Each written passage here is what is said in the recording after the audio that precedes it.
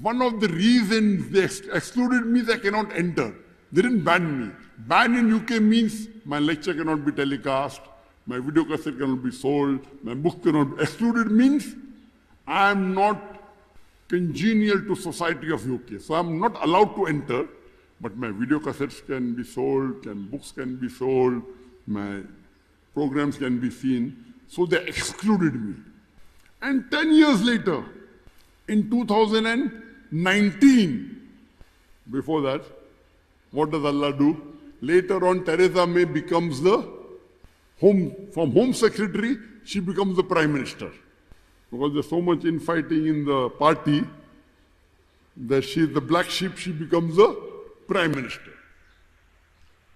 And when she becomes the Prime Minister, there is so much of problem in the government, she has to resign and she cries in front of the public. So Allah humiliated her. Yamkuru yamkurallahu wallahu khairul makirin. They planned and plotted, Allah to plan. And what happens? In 2019, 10 years later, Priti Patel is a UK national of Indian origin. She becomes the Home Secretary. Now she's in place of Theresa May. When she becomes Home Secretary in July 2019, within a short span of time, she gives the statement, we will terrorize all the criminals of UK. So now she becomes a terrorist. The Home Secretary of UK is now a terrorist. Good or bad? If she's terrorizing the criminals, it is good.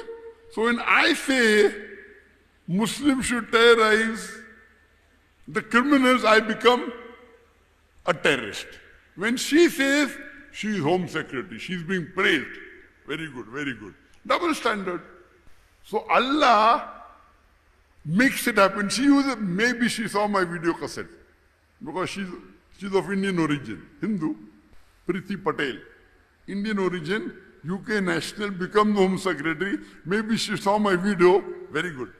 So she gives the statement which comes headlines in the UK place, in the UK papers, that we will terrorize the criminals of UK. That means she wants to terrorize. She's become the terrorist now. These are double standards. Now many a times, two different labels are given for the same activity of the same individual. Two different labels. For example, before India got its freedom, more than 75 years back, there were many Indians who were fighting for the freedom of the country. Now these people, by the British government, they were called as terrorists. But the common Indians, we call these people as freedom fighters. We call them as patriots. Same people. Same activity, two different labels. Some people are calling them terrorists, some people are calling them as patriots, freedom fighters. Same people, same activity. If you agree with the view of the British government that they had the right to rule over India, then you'll call these people as terrorists. But if you agree with the view of the common Indians that the Britishers came to India to do business, they have no right to rule over us, then you'll call these people as freedom fighters. And one of the famous freedom fighters, Bhagat Singh, the British government called him a terrorist and hanged him. We common Indians, we called him Deshbhakt, a patriot, a freedom fighter. Same person, same activity, two different labels. Some people are calling him hero, the Britishers are calling him a villain. Therefore I told you, media can convert black into white, day into night, hero into a villain, villain into a hero. Same people, same activity, two different labels, and you have umpteen number of examples.